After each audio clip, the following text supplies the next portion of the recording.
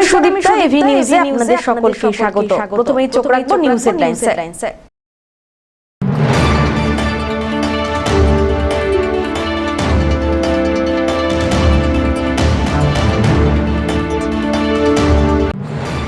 হাসপাতালে শৌচালয় থেকে শিশুর পচা গলা দেহ উদ্ধার, চাঞ্চল্য ধূপগুড়ি মহকুমা হাসপাতালে।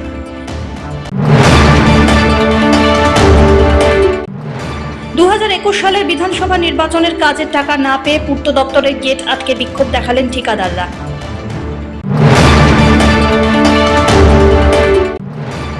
যোগদান কর্মসূচি নিয়ে নাম না করেই সাংবাদিক বৈঠক ডেকে দুই নেতার কোন্দল, চলছে জোরচর্চা।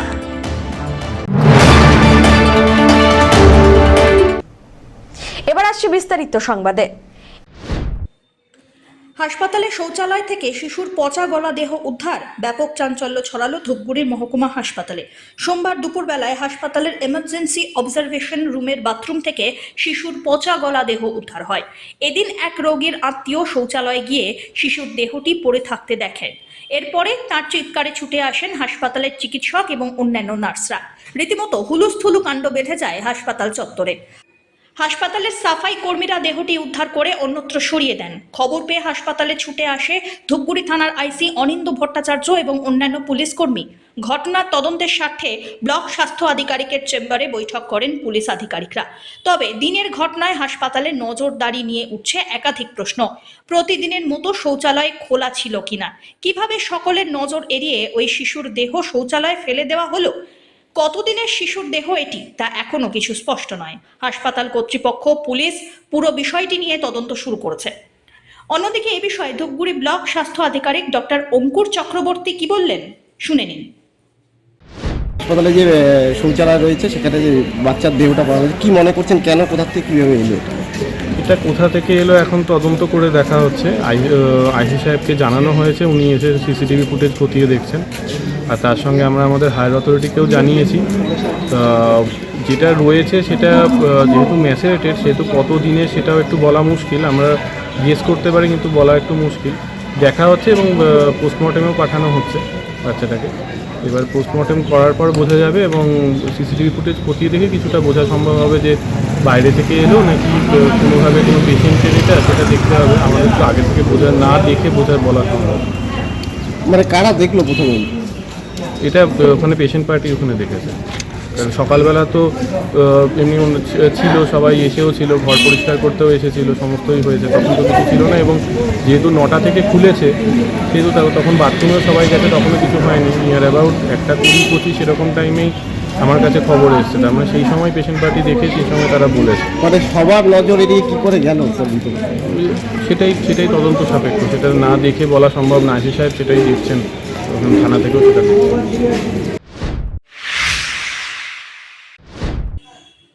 2021 সালের বিধানসভা নির্বাচনে কাজের টাকা না পেয়ে পূর্ত দপ্তরের গেট আটকে রেখে বিক্ষোভ দেখালো ঠিকাদাররা।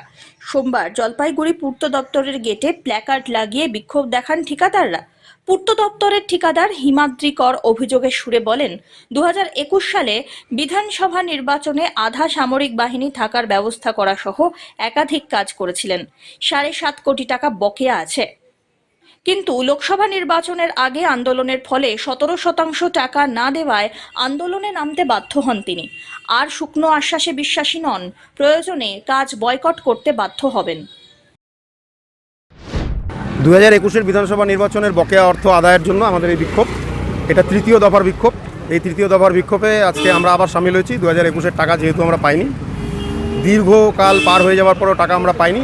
17% টাকা আমাদেরকে লোকসভা ইলেকশনের আগে অনেকটা ওই ললিপপ দেওয়ার মতন দিয়েছিল পিডব্লিউডি কর্তৃপক্ষ, যে তোমরা এই টাকাটা নিয়ে নাও, বাকি টাকা আমরা 1 মাসের মধ্যে দিয়ে দিব। তো সেই আশ্বাসে আমরা বিক্ষোভটা উঠিয়ে নিই দ্বিতীয় দফার। কিন্তু পরবর্তীকালে কোনো টাকা হয়নি। আর নির্বাহী বাস্তুকর মহাশয় 2024 ওনার একজন কাছের ঠিকাদারকে দিয়ে উনি কাজ করিয়েছেন, তার টাকা চলে এসছে 24 লোকসভার, কিন্তু আমাদের 2000 লোকসভা বিধানসভা ইলেকশনের কোনো টাকা এখনও আসেনি। সেই জন্য আজকে আবার আমাদের এই বিক্ষোভ। কী করছেন আজকে, কোন দপ্তরে?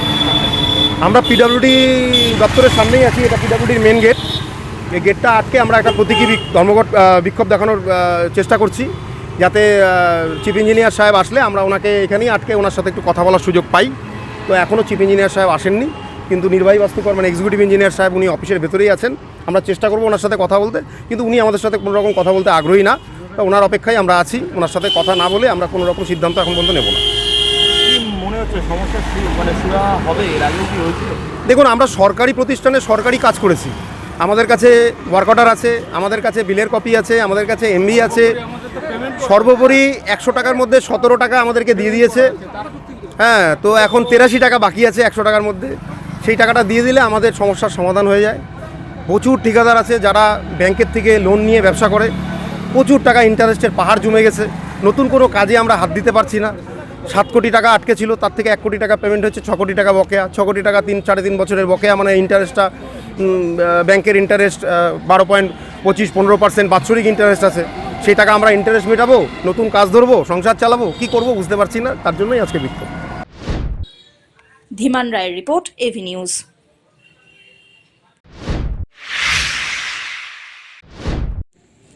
যোগদান কর্মসূচি নিয়ে নাম না করে সাংবাদিক বৈঠক ডেকে জলপাইগুড়ি শহর ব্লক তৃণমূল কংগ্রেস সভাপতি তপন বন্দ্যোপাধ্যায় দল বিরোধী কাজের অভিযোগ তুললেন দলেরই অপর নেতা কৃষ্ণ দাসের বিরুদ্ধে। সোমবার শহরের 4 নম্বর গুমটি এলাকায় 15 নম্বর ওয়ার্ড তৃণমূল কংগ্রেসের কার্যালয়ে এই সাংবাদিক বৈঠকটি হয়। এদিকে তার বিরুদ্ধে করা যাবতীয় অভিযোগের পাল্টা জবাব দিয়েছেন কৃষ্ণ দাস। সাংবাদিক বৈঠকে তপন বন্দ্যোপাধ্যায় বলেন, প্রত্যেকেই তৃণমূল কংগ্রেসের সৈনিক। দলের গঠনতন্ত্র এবং নিয়ম একটি নির্দিষ্ট রয়েছে, তার ঊর্ধ্বে কেউ নেই। সম্প্রতি দলেরই শাখা সংগঠনের এক নেতা দলকে না জানিয়ে যোগদানের নাম করে সভা করেছেন, যোগদান কর্মসূচি করেছেন। বিরোধী দলের কাউকেই জয়েনিং করানো হচ্ছে না। দেখা যাচ্ছে দলেরই কর্মীদের নতুন করে দলের অভ্যন্তরে জয়েনিং হচ্ছে, এর মাধ্যমে দলের কর্মীদের অসম্মান হচ্ছে। এই ধরনের যোগদান কর্মসূচি সম্পূর্ণ অবৈধ। দলের কোনো শাখা সংগঠন এভাবে যোগদান কর্মসূচি করতে পারে না বলে ব্যাখ্যা করেন তিনি। পাশাপাশি এই কাজ যিনি করছেন তিনি নিজেকে জাহির করার জন্য করছেন। এমন যোগদান কর্মসূচিতে দলের বা মমতা বন্দ্যোপাধ্যায়ের নামে স্লোগান হচ্ছে না, হচ্ছে ওই নেতার নামে। এই ধরনের দল বিরোধী কাজের জন্য যা যা পদক্ষেপ নেওয়ার দরকার শহর ব্লক সভাপতি হিসাবে তা নেওয়া হচ্ছে বলে উল্লেখ করেন তিনি। পাশাপাশি তপনবাবু আর কারো নাম বলতে চাননি। তিনি আর কি বললেন শুনে নিন। দেখুন, আমরা প্রত্যেকেই তৃণমূল কংগ্রেসের সৈনিক। তো তৃণমূল কংগ্রেসের একটা গঠনতন্ত্র আছে, একটা নিয়ম আছে দলের। সেই নিয়মের ঊর্ধ্বে আমরা কেউ নই, সেই নিয়ম মেনেই আমাদের দল করতে হয়। কিন্তু সাম্প্রতিক দেখা যাচ্ছে যে জলপাইগুড়ি জেলায় শাখা সংগঠনের একজন প্রধান, সে বিভিন্ন ওয়ার্ডে নেতৃত্বকে না জানিয়ে, মাদা সংগঠনকে না জানিয়ে জয়েনিংয়ের নাম করে হচ্ছে সব সভা করছেন। জয়েনিং কাকে করানো হচ্ছে? জয়েনিং করানো হচ্ছে তাদেরকে যারা অলরেডি তৃণমূল কংগ্রেসের কর্মী বা সমর্থক, এবং ইতিমধ্যে তারা বিভিন্ন ভোটে তৃণমূল কংগ্রেস হয়ে প্রচার করেছে। তাদেরকে হাতে পতাকা তুলে দিয়ে বলা হচ্ছে যে 40 জন পরিবার, 45 জন পরিবার আজকে বিজেপির থেকে তৃণমূলে আসলো বা সিপিএম থেকে তৃণমূলে আসলো। তো পক্ষান্তরে তাদেরকে অপমান করা হচ্ছে, কারণ তারা তো বিজেপির সমর্থক বা সিপিএমের সমর্থক ছিল না, তারা তো তৃণমূল কংগ্রেসই করতো।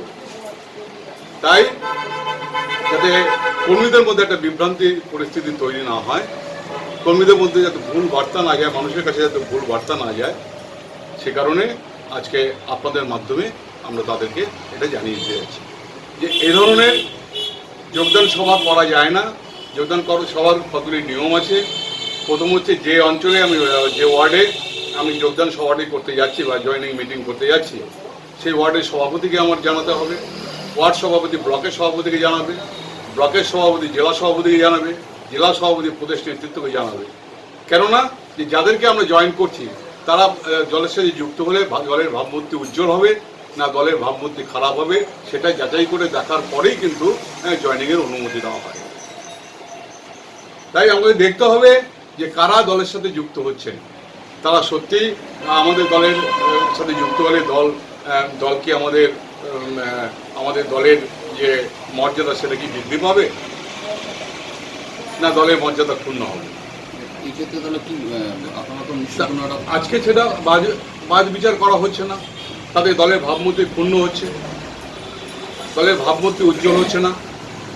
তাহলে এটা কি হচ্ছে, আমাদের যে গাইডলাইন, আমাদের যে গঠনতন্ত্র, দলের যে গঠনতন্ত্র, হ্যাঁ, সেটার বিরুদ্ধে হচ্ছে। তাই আমরা মনে করি যে এই যোগদান পর্ব এটা সম্পূর্ণ অবৈধ।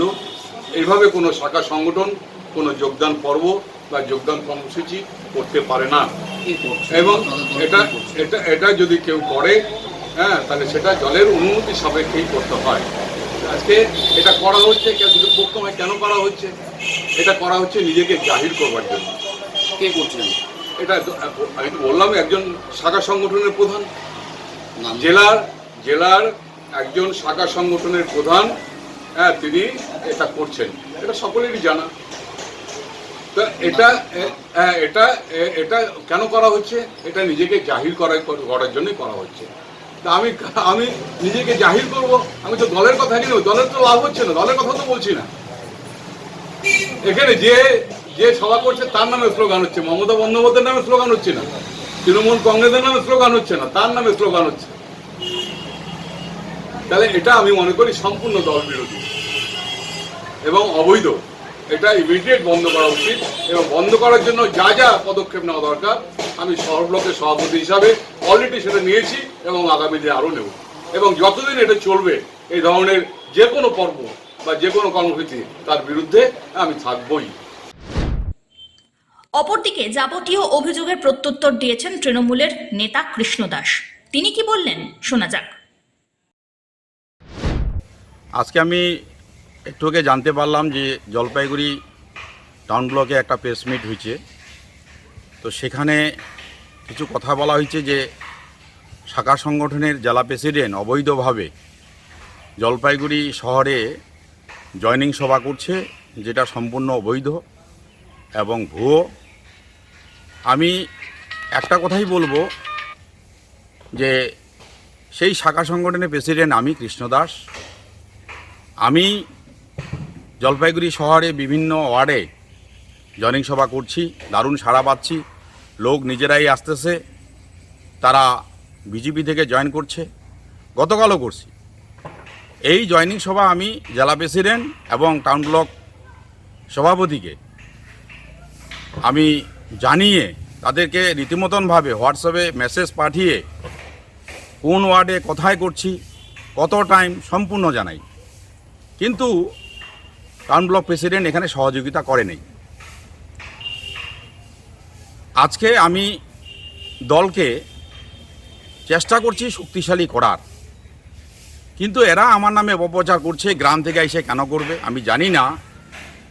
আমি জেলার প্রেসিডেন্ট না আমি গ্রামের প্রেসিডেন্ট, এটা আমার জানা নেই। এদের মুখ থেকে আমাকে এগুলো শুনতে হয়। আজকে এরা বলছে তৃণমূলকে আমি জয়েন করাই। যদি তৃণমূলকে জয়েন করাই তাহলে জলপাইগুড়ি টাউনের মধ্যে 17,000 ভোট কী করে পিছায় থাকে। আমার যতটুকু ধারণা 2014 সাল থেকে 2024 সাল, 14, 16, 19, 21, 24 এই সময় যে লোকসভা বিধানসভার ভোট হয়, এই লোকসভা বিধানসভার ভোটে কিন্তু এরা কোনোদিন জয়লাভ করতে পারে না। এরা শুধু জয়লাভ করে পৌরসভার ভোটে, তখন এরা এক একজনে 2,000, 3,000 ভোটে জয়লাভ করে। আবার ঠিক যখন বিধানসভা লোকসভার ভোট আসে, তখন এরা হাজারে হাজারে ভোটে হারে। পার্টির কাজ কে করে? আমি করি না এরা করে? জনগণ আপনারা বিচার করবেন। পার্টির ঊর্ধ্বতন কর্তৃপক্ষ আমি রিকোয়েস্ট করব, আমি অনুরোধ করব, আপনারা বিচার করবেন কারা পার্টিকে ভালোবাসে। এরা পৌরসভার ভোটে এত ভোটে যদি জিততে পারে, তাহলে লোকসভার ভোটে, বিধানসভার ভোটে কি করে হারে? আজকে আমরা 2টা জায়গায় জলপাইগুড়ি জেলায় যে ভোটে আমরা আজকে লোকসভায় হেরে গেলাম, 2টা জায়গায় সব থেকে আমরা কম ভোট পাই। সেটা হচ্ছে জলপাইগুড়ি টাউন এবং শিলিগুড়ি 14টা ওয়ার্ড এবং 4টা জিপি, ডাবগ্রাম 1, ডাবগ্রাম 2, ফুলবাড়ি 1, ফুলবাড়ি 2। ওখানে 72,000, এখানে 17,000। বিচার জনগণের কাছে দিলাম, বিচার পার্টির ঊর্ধ্বতন কর্তৃপক্ষের কাছে দিলাম, বিচার মমতা বন্দ্যোপাধ্যায় মাননীয় মুখ্যমন্ত্রী এবং আমাদের প্রিয় দাদা অভিষেক বন্দ্যোপাধ্যায়ের কাছে আমি বিচার দিলাম কারা পার্টির কাজ করে তদন্ত করে এর সুরাহা করার জন্য। সব্যসাচী মজুমদারের রিপোর্ট, এভি নিউজ।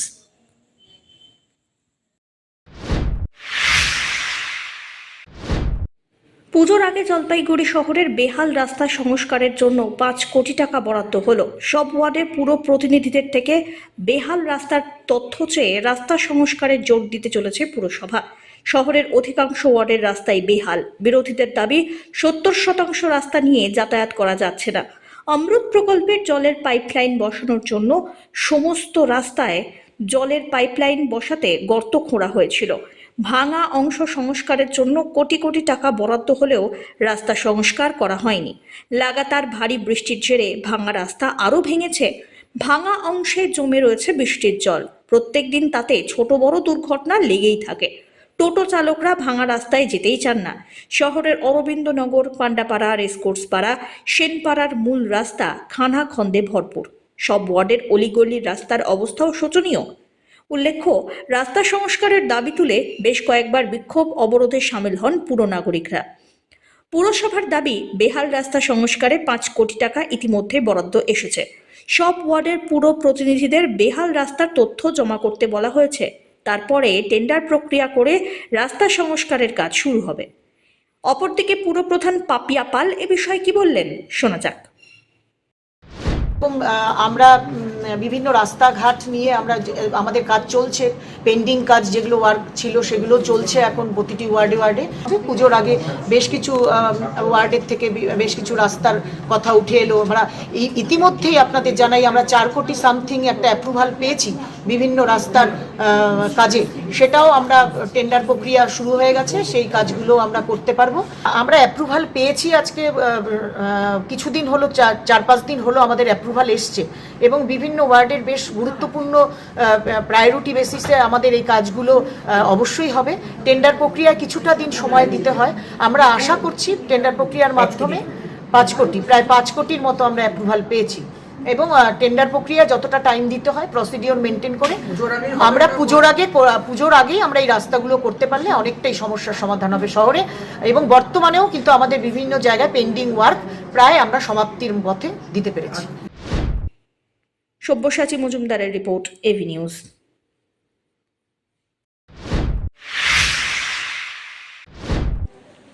জলপাইগুড়ি শহরের আশেপাশে সাপ বা অন্যান্য বন্যপ্রাণী উদ্ধারের জন্য মাঝে মধ্যেই ডাক পড়ে পরিবেশপ্রেমী বিশ্বজিৎ দত্ত চৌধুরীর। তবে সোমবার অজগর উদ্ধার করতে গিয়ে ঘটে গেল বিপত্তি। জলপাইগুড়ি শহরের মোহিতনগর এলাকায় বৈদ্যুতিক সরঞ্জাম রাখার স্টোরে অজগর দেখতে পাওয়া যায়। সেই অজগরটি উদ্ধার করতে যান পরিবেশপ্রেমী বিশ্বজিৎ দত্ত চৌধুরী। সাপটি কোনোভাবে সেখানে আটকে পড়েছিল।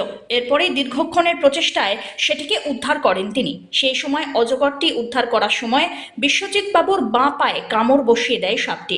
এরপরে চিকিৎসকের পরামর্শ নিতে হয় বিশ্বজিৎ বাবুকে। এই বিষয়ে তিনি কি বললেন, শোনা যাক।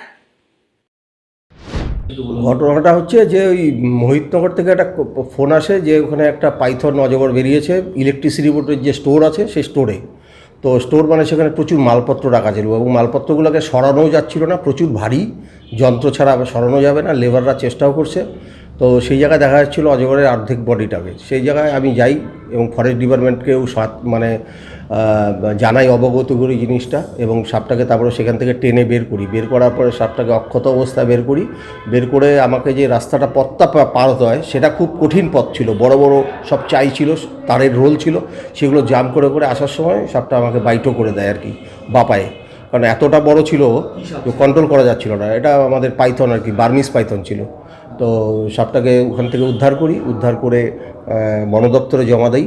বন দপ্তরে জমা দেওয়ার পরে ওই যে বাইট হয়েছে ডাক্তারবাবুর সঙ্গে আমার পরিচিত ডাক্তারবাবু, তাকে বললাম যে টিটেনাসটা কি কম্পালসারি নিতে, আমার তো 1 মাস আগে নেওয়া আছে। তো বললো যে না, আবার নিয়ে নিন ইঞ্জেকশনটা, নিয়ে নেন একটা টিটেনাস ইঞ্জেকশন।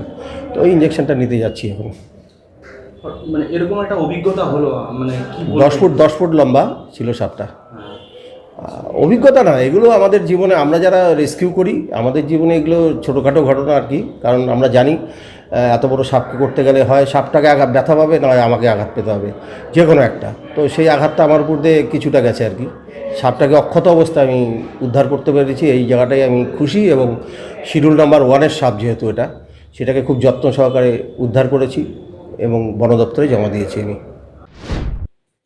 এদিকে এই 10 ফুটের অজগর উদ্ধারের পর সেটিকে বন দপ্তরের হাতে তুলে দেওয়া হয়েছে বলেও জানা গিয়েছে। ধীমান রায়ের রিপোর্ট, এভি নিউজ।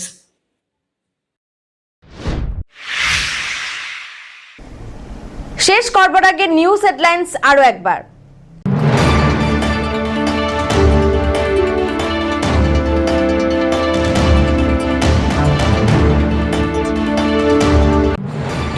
হাসপাতালে শৌচালয় থেকে শিশুর পচা গলা দেহ উদ্ধার, চাঞ্চল্য ধূপগুড়ি মহকুমা হাসপাতালে।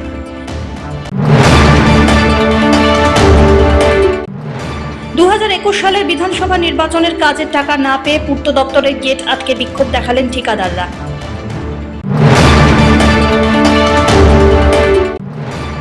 যোগদান কর্মসূচি নিয়ে নাম না করেই সাংবাদিক বৈঠক ডেকে দুই নেতার কোন্দল, চলছে জোরচর্চা।